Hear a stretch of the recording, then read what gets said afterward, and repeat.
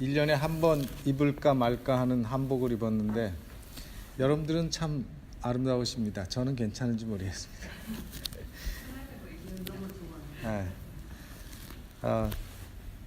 2019년 새해가 밝았습니다. 새해에는 우리 교회가 하나로 연합하고 활동하고 힘차게 전진하는 한 해가 되기를 간절히 바랍니다. 무엇보다도 여러분들이 건강하시기를 기도하겠습니다.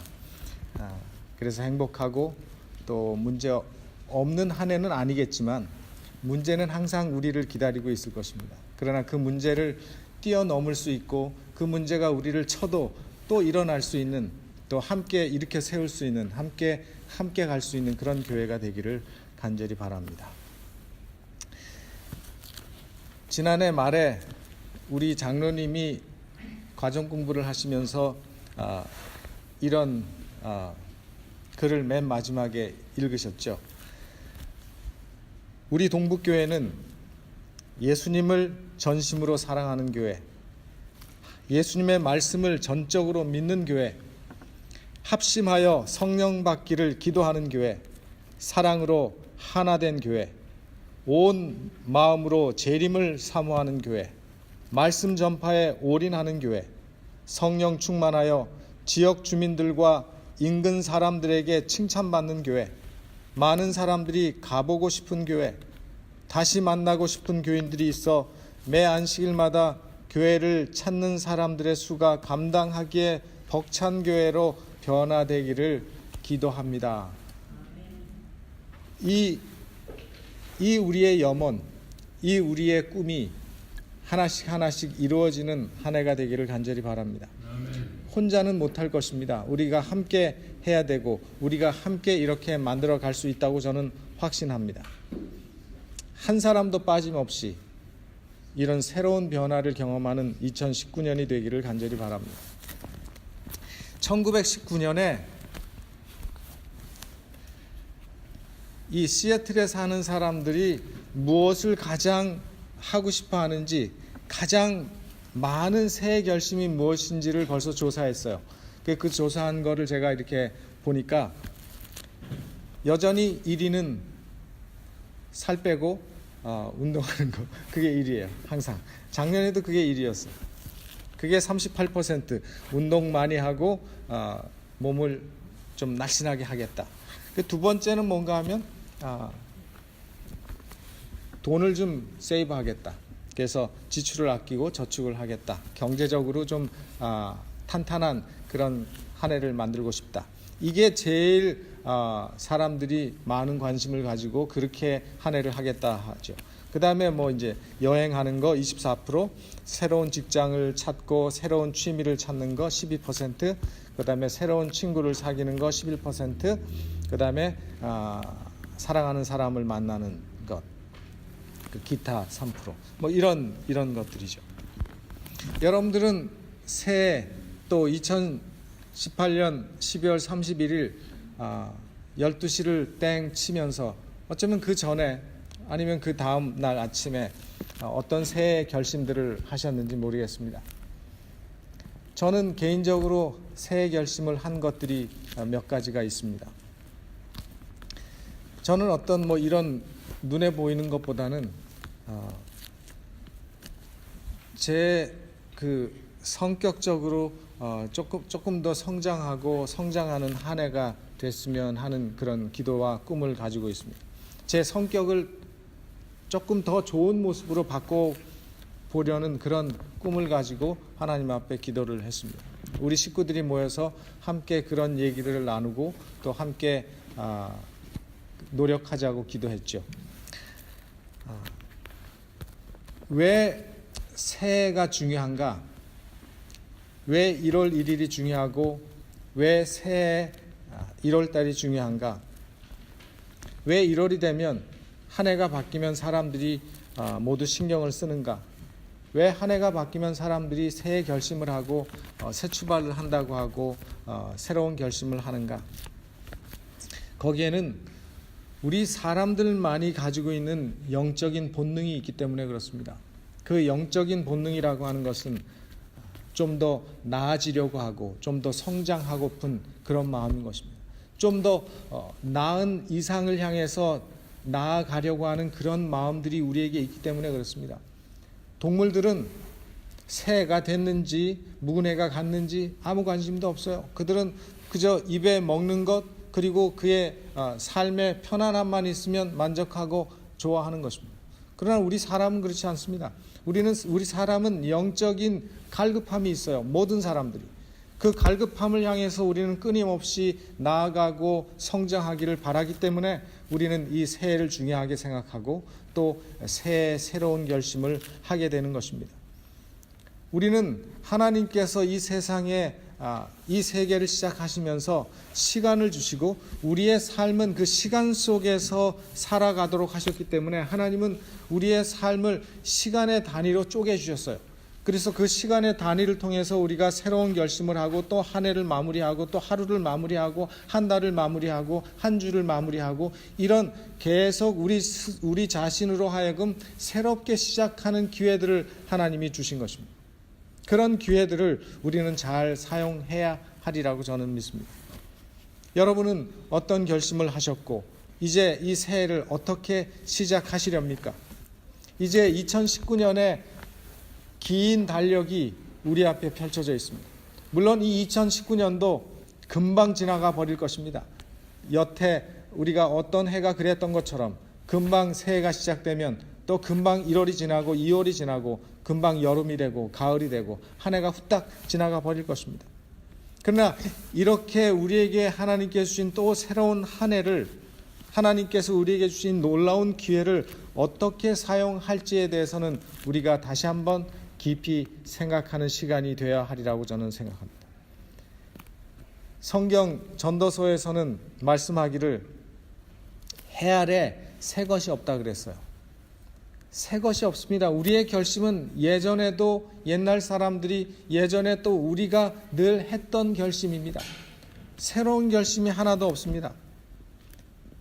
그러나 유한한 우리가 이런 기회를 통해서 다시 한번 전진하고 성장할 수 있는 그런 시간으로 만들어야지 그것을 그냥 넘겨버리지 말아야 하는 것입니다. 적어도 그냥 그것을 심각하게 고민하는 사람들이 변화하는 것입니다. 올해나 내일이나 똑같은데 이런 생각을 하는 사람들은 절대로 성장하지 못할 것이고 발전하지 못할 것입니다. 그래서 오늘 저는 여러분과 함께 새해를 시작하면서 우리가 이 새로운 한 해를 어떻게 다루어야 할지에 대한 성경의 권면을 통해서 함께 은혜를 나누게 되기를 간절히 바랍니다.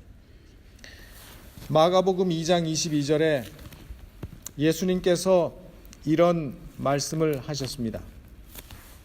새 포도주를 낡은 가죽 부대에 넣는 자가 없나니 만일 그렇게 하면 새 포도주가 부대를 터뜨려 포도주와 부대를 버리게 되리라. 오직 새 포도주는 새 부대에 넣느니라 하시니라. 새로 만든 포도 주스를 오래된 부대에다 넣지 말라는 것입니다. 새로운 포도즙은 새로운 가죽 부대에 넣어서 보관을 해야 한다고 말씀하십니다. 우리가 매년 새로운 결심을 하지만 계속 이어가지 못하고 실패하는 원인은 대부분이 우리가 가지고 있는 똑같은 태도와 똑같은 생각 때문에 그렇습니다. 똑같은 태도와 똑같은 생각을 가지고 새로운 결심을 해봤자 그 결심은 오래가지 않는 것입니다. 뭔가 변화를 원한다면, 뭔가 나은 삶을 원한다면, 뭔가 삶의 성장을 원한다면 나의 오래된 편안함의 자리를 우리는 박차고 일어나야 되는 것입니다. 다시 말해서 우리가 다른 인생을 원한다면 우리는 다르게 반응하고 다르게 말하고 다르게 행동해야 한다는 것입니다. 왜 그런가 하면 우리는 늘 같은 생각으로 굳어져 있습니다. 우리가 이미 인생을 50년, 60년, 70년, 80년 이상 살아온 사람들이기 때문에 우리의 생각이 항상 비슷한 생각으로 굳어졌어요. 그래서 10년 전에도 그렇게 살았고 5년 전에도 그렇게 살았고 작년에도 그렇게 살았고 올해도 그렇게 살았고 또 내년에도 그렇게 살 것입니다. 그렇게 살다가 죽을 거예요. 근데 그게 항상 같은 생각과 태도의 패턴이기 때문에 그렇게 사는 것입니다. 근데 정말 우리가 변화를 원한다면 그 생각하는 패턴과 우리가 반응하는 패턴을 바꿔야 하는 것입니다. 새로운 인생을 원하고 새로운 삶을 원하면 우리의 익숙한 것들로부터 우리는 떠나야 합니다.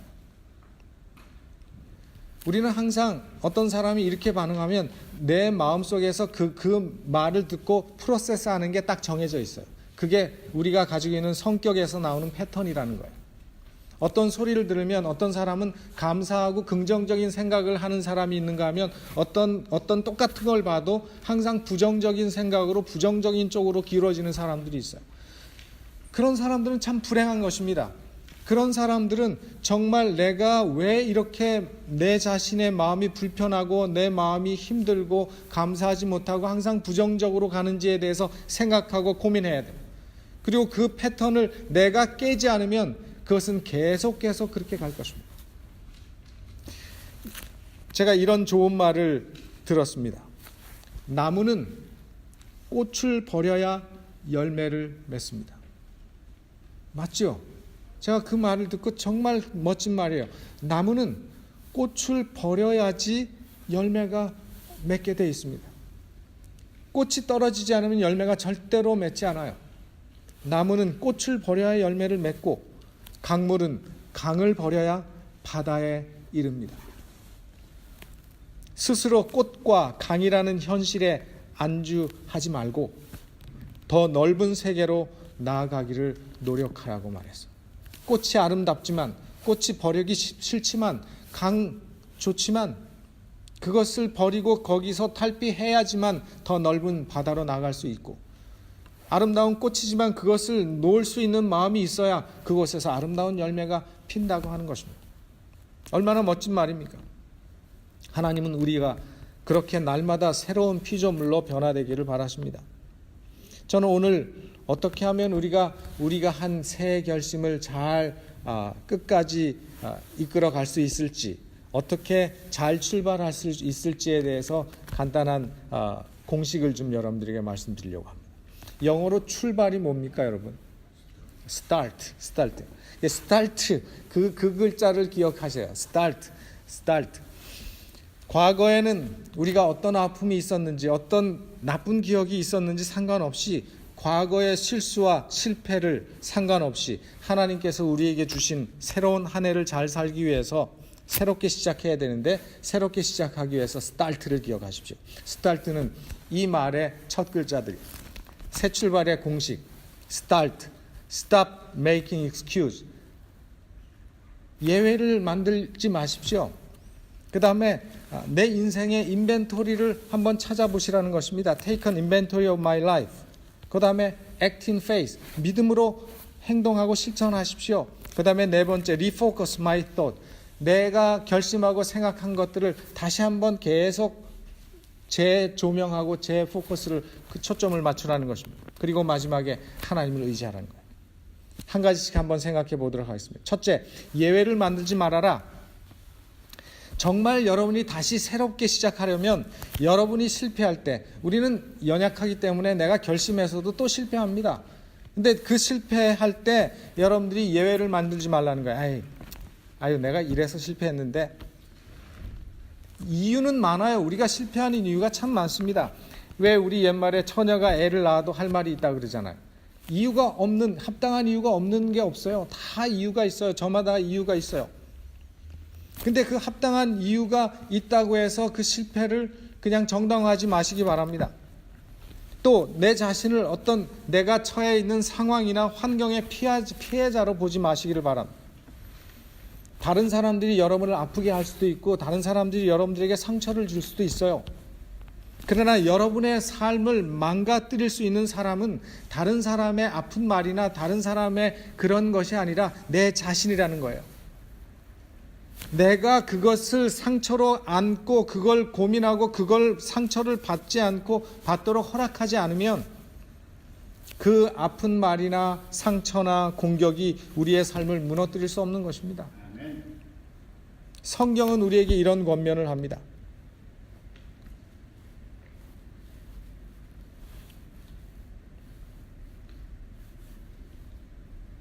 잠언 28장 13절에 자기의 죄를 숨기는 자는 형통하지 못하나 죄를 자복하고 버리는 자는 불쌍히 여김을 받으리라. 하나님의 말씀은 내 문제가 무엇인지에 대해서 솔직하고 정직하게 내 자신에 대해서 그 문제에 대해서 책임을 져야 한다고 말씀하십니다. 내가 문제가 있는 것은 하나도 부끄러울 게 없다고 말씀하십니다. 하나님 앞에서 내 죄를 숨기는 필요가 없다고 말씀하십니다. 내 인생의 실패와 대부분의 문제들, 나의 부정적인 그런 생각의 패턴들, 내 부정적인 태도들, 이런 모든 문제들은 거의 다 내 잘못이라고 하는 사실을 우리는 인정해야 하는 것입니다. 그게 쉽지 않지만 우리가 그렇게 내 죄를 인정하게 될 때, 내 잘못을 인정하게 될 때 우리는 다시 시작할 수 있는 그런 준비가 되는 것입니다. 이것이 바로 우리의 과거를 청산하는 과정인 것입니다. 그리고 그 일에 있어서 포기하지 마십시오. 처음 몇 번 실패했다고 포기하지 마시기 바랍니다. 사람이 건강한 정신을 갖기 위해서 상담하는 사람들이 많이 표현하는 말이 있는데 그게 뭔가 하면 리질리언스라고 하는 말이에요. 그게 뭐냐면 오뚜기 같이 항상 이렇게 맷집이 좋은 거예요. 맷집이. 네. 그래서 오뚜기처럼 이렇게 일어나는 그런 거예요. 우리는 살다가 실패하면 무슨 생각을 하는가 하면 에이 이왕 버렸는데 그런 생각 많이 하죠. 저는 그거를 이왕 버린 번 신드롬이라 그래요. 사람들이 그것 때문에 전진을 못합니다. 몇 번 실패하면 에이 금년에 또 실패했는데 쳐버려. 내년에 다시 시작하지. 뭐 이런 생각을 한다든지 아니 나는 이 문제에 대해서 난 안 되는구나. 그냥 이렇게 살다가 죽지. 뭐 이런 생각으로 포기하는 거예요. 근데 그런 생각들은 전혀 건강하지 못하다는 것입니다. 그래서 여러분들이 정말 새로운 출발을 잘하고 싶고 계속 유지하고 싶으면 포기하고 멈춰버리는 그런 예외, 그런 이유를 만들지 마시게 되길 바랍니다. 두 번째는 뭔가 하면 Take an inventory of my life. 인벤토리라고 하는 말이 뭔지 아시죠, 여러분? 그게 뭐냐면 재고 목록이 인벤토리예요. 근데 이 인벤토리는 그런 재고 목록뿐만 아니라 상담에서는 무엇을 인벤토리라고 얘기하는가 하면 어떤 사람에 대한 성격이라든지 그 사람의 적성 같은 거라든지 그 사람에 관한 모든 그런 일람표 그건데 이 Take an inventory of my life 할 때 이 인벤토리는 뭔가 하면 우리 인생의 여러 흔적들이 있잖아요. 그게 어떨 땐 상처까지도 어떤 땐 흉터까지도 내가 경험하는 모든 것들, 내 인생에 경험한 모든 것들, 인생의 흔적들, 인생의 자취들, 내 모든 경험들, 이분 흉터까지라도 그것을 잘 평가하고 잘 돌아보라는 것입니다. 실패도 잘 돌아보라는 것입니다. 우리가 배우고 얻은 경험들을 잘 활용할 줄 알아야 한다는 거예요. 갈라디아 3장 4절에 너희가 이같이 많은 괴로움을 헛되이 받았느냐? 과연 헛되냐? 그랬어요. 이 말이 무슨 말인가 하면 너희가 많은 것들을 경험했는데 그 모든 것들이 정말 웨이스팅 타임이었냐 이거예요. 아니라는 거예요. 그렇게 되도록 하지 말라는 거죠. 우리는 실수로부터 실패로부터 배워야 합니다. 그래서 우리말에 실패는 성공의 어머니라는 말까지 있지 않습니까? 실패는 그게 우리의 친구가 될 수도 있고 실패가 우리의 원수가 되게 할 수도 있어요. 근데 실패를 친구로 삼아야지 실패를 왼수로 삼으면 우리는 발전하지 못하는 것입니다. 우리가 우리의 인생을 잘 성장시킬 수 있는 4가지 경험이 있는데 그 첫째는 뭔가 하면 개인적인 경험이에요. 가족 안에서 부모로서 또는 자식으로서 형제들과 내 배우자와 개인적인 경험을 통해서 우리는 우리를 더 나은 사람으로 성장시킬 수 있어야 합니다. 내가 내 배우자와 자꾸 문제가 생겨. 그 문제를 그냥 저놈 때문에 그래, 저 여자 때문에 그래 이렇게 보기보다는 나에게 있는 문제가 뭔가 왜 자꾸 부딪히나 그것을 보면서 내 자신을 돌아보고 내 자신을 성장시키는 기회로 만들라는 것입니다. 두 번째, 직업이나 교육을 통해서도 우리는 성장할 수 있어요. 그렇죠? 배우면서 우리는 성장할 수 있습니다. 세 번째, 영적인 경험을 통해서도 우리는 성장할 수 있어요. 교회에서의 경험, 개인적인 말씀을 묵상하면서 또한 개인적인 신앙생활을 통해서 얻는 경험을 통해서 우리는 반드시 성장할 수 있어요. 그리고 마지막으로 우리는 아픈 경험을 통해서 우리는 많이 성장합니다. 그래서 아픈 만큼 성숙해지고라는 그런 세상의 노래도 있잖아요. 정말 아픈 만큼 우리가 성숙해져야 돼요. 아픈 만큼 성숙해지지 못하면 그 아픔은 헛된 거예요. 아픔은 나에게 정말 아픔으로 끝나는 것이지, 아픔을 통해서 성숙하는 경험을 우리는 해야 합니다. 그래야 내가 아픈 게 손해가 아니잖아요. 아픈 게 아깝지 않죠. 내가 아팠는데도 성숙하지 못하면 그 아픈 게 얼마나 아깝습니까? 내가 얼마나 아팠는데. 그러나 그 아픔만큼 우리가 성숙할 수 있다면 그 아픔은 우리에게 축복인 것입니다. 이런 모든 경험들을 통해서 우리가 스스로에게 물어보아야 될 질문이 있는데, 내가 이런 경험들을 통해서 무엇을 배울 것인가?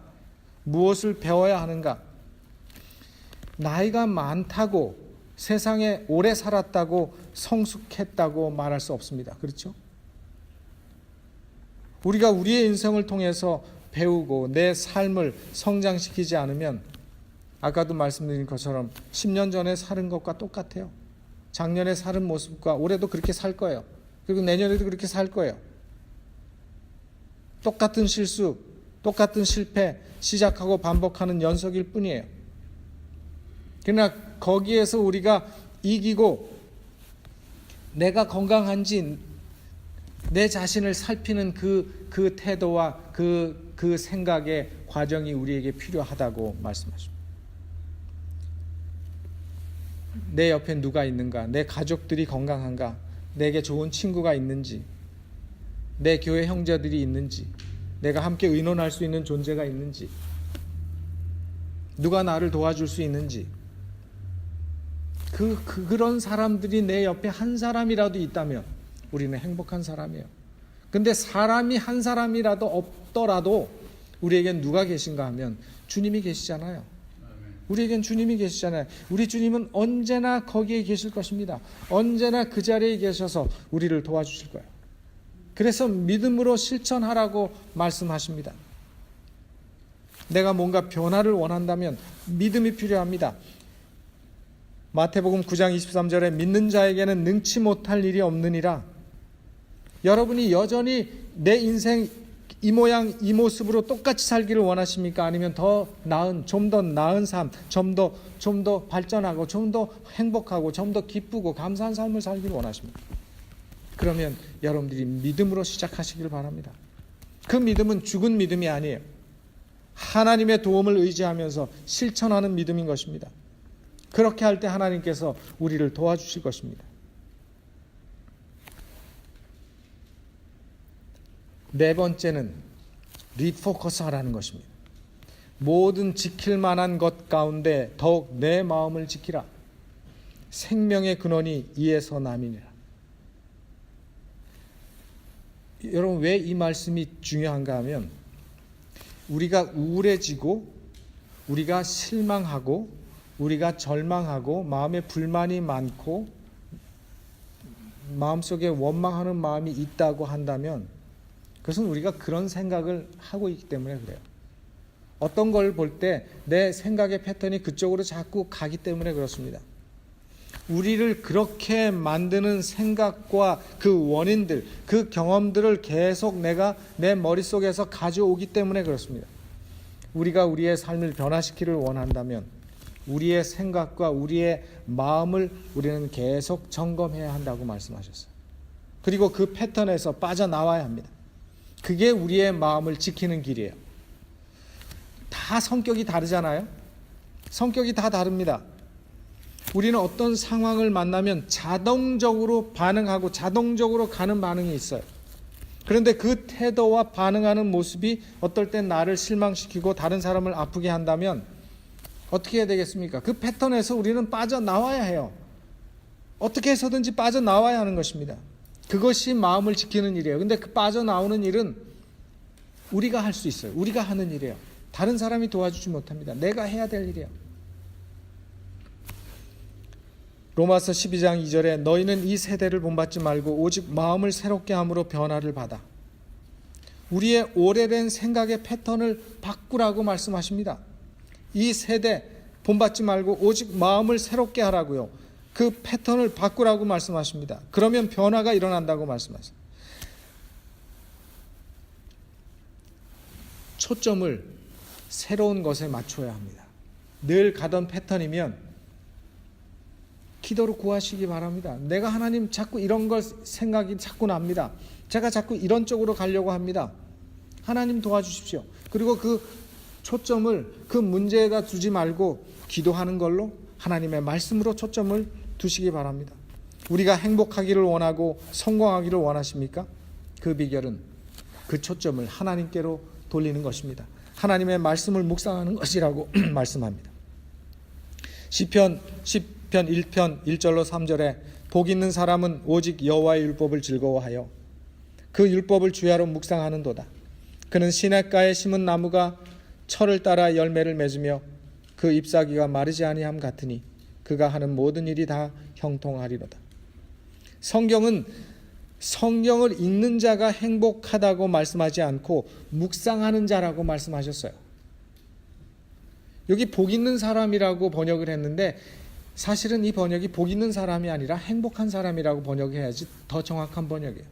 성경에 많은 우리 한글 성경이 복 있는 사람이라고 번역된 그 번역이 대부분 많은 것들이 행복한 사람이라고 번역을 해야 돼요. 근데 복 있는 사람이라고 번역이 돼 있어요. 행복한 사람이 어떤 사람인가 하면 성경을 읽는 자가 아니라 성경을 묵상하는 자라 그랬어요. 그 말은 뭔가, 묵상한다는 말은 뭔가 하면 끊임없이 삶의 시간마다 하나님의 말씀에 초점을 맞춘다는 거예요. 말씀을 계속 생각하고 말씀으로 계속 되돌아가고 말씀을 계속 떠올리고, 이게 묵상이에요. 한번 성경을 읽고 끝나는 것이 아니라 묵상은 말씀을 계속 생각하고 그것이 내 삶에 어떤 의미가 있는지를 이해하려고 하고 그 말씀을 기억하려고 하고 그 말씀을 적용하려고 하는 그 과정이 묵상하는 거예요. 그래서 내가 나를 보던 것처럼 보지 않고 다른 사람이 나를 보던 것처럼 보지 않고 하나님이 나를 어떻게 보시는지를 이해함으로 나의 삶 속에서 하나님의 뜻이 무엇인지를 발견하는 것입니다. 그렇게 그것을 발견하게 될 때 우리는 그 문제를 내가 스스로 해결할 수 없기 때문에 하나님 앞에 가져갈 수밖에 없어요. 그리고 하나님 앞에 가져가서 하나님 앞에 구하면 하나님께서 그 일을 이루어 주실 것입니다. 그리고 이런 삶이 우리를 하나님께로 이끌 것입니다. 하나님을 의지하게 할 것입니다. 여러분 자신이 아니라 하나님을 의지하시기 바랍니다. 변화시켜 주시는 분은 내가 아니라 하나님이신 것입니다. 우리는 그것을 발견하고 하나님께 가져가는 것입니다. 우리 자신을 의지했을 때 우리가 얼마나 많은 실패를 경험했는지 알아요. 내가 의지가 강해, 나는 한번 결심하면 할 수 있어. 근데 그런 사람이 실패하면 실망이 더 큰 것입니다. 그러나 우리가 연약하다는 사실을 우리가 인정하고 우리가 실패할 때마다 다시 일어나는 그런 유연성을 가지고 탄력성을 가지고 우리가 산다면 하나님께서 우리를 도우실 것입니다. 상담학에서 어떤 사람을 인세인이라고 하는지 아세요? 어떤 사람을 정신 나간 사람이라고 하느냐 하면 항상 똑같이 반복해서 똑같이 살면서 다른 결과가 오기를 기대하는 사람을 정신 나간 사람이라고 얘기해요. 이루어질 수 없는 거예요. 그건 불가능한 일이에요. 제가 몇 년 동안 일주일에 한 번 내지 두 번, 타코마에서 발렌티어 상담을 하는데 거기 제가 보는 어떤 할아버지가 한 분이 계신데 자꾸 무서운 꿈을 꾸는 게 이분의 문제예요. 여러 가지 문제가 있지만, 근데 제가 그분한테 잠을 깊이 자기 위해서 해야 될 일들에 대해서 목록을 처음부터 계속 말씀해 드렸어요. 커피 줄이고 늦게 식사하지 말고. 이분이 주무시기 전에 맨날 텔레비를 보는데 절대 텔레비 보다가 주무시지 말라. 그리고 텔레비를 봐도 항상 무서운 영화를 보시는데 그거 보시지 말라. 그런데 지금까지도 주무시면서 텔레비를 보고 영화를 봐. 그거를 보지 말아야 되는데 그걸 못 끊어요. 그래서 지난 1월 처음 제가 만났을 때 또 한번 말씀드렸어요. 올해 정말 그거를 한번 결심하시고 한번 하지 않도록 해보세요. 그랬더니 올해는 정말 그렇게 해봐야 되겠어요. 그러고 가셨어요. 똑같은 일만 반복하면서 새롭게 변화되기를 바라는 일은 그것은 변화를 경험하게 될 수가 없는 것입니다. 우리는 우리 자신을 변화시킬 수 있을까요? 없을까요? 있어요. 돈만 있으면. 외모는, 그죠? 돈만 있으면 외모는 다 뜯어 고칠 수 있습니다. 근데 뭐예요? 내 속은, 내부는 못 고쳐요. 우리 자신이 우리 자신을 변화시킬 수 없습니다. 오직 하나님께서 하실 수 있어요.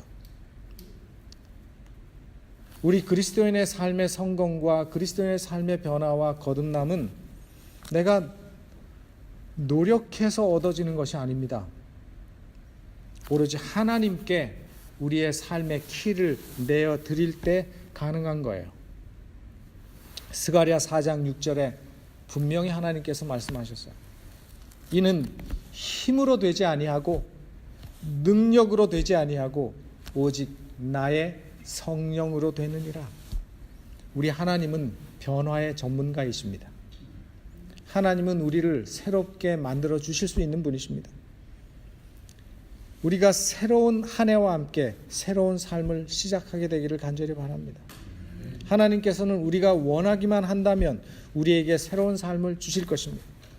이제 우리 앞에 펼쳐진 새로운 한 해 2019년을 새롭게 시작하기를 원하십니까? 그것이 우리에게 달려있다는 사실을 잊지 마시길 바랍니다. 그것은 우리의 선택이라는 사실을 잊지 마시길 바랍니다. 그리고 기도하고 하나님께 구하시길 바랍니다. 그러면 하나님께서 우리를 도우실 것입니다. 그래서 우리 개인이 또 우리 교회가 새로운 교회로, 새로운 인생으로 탈바꿈하고 변화되는 한 해가 되기를 간절히 바라면서 말씀을 마치겠습니다.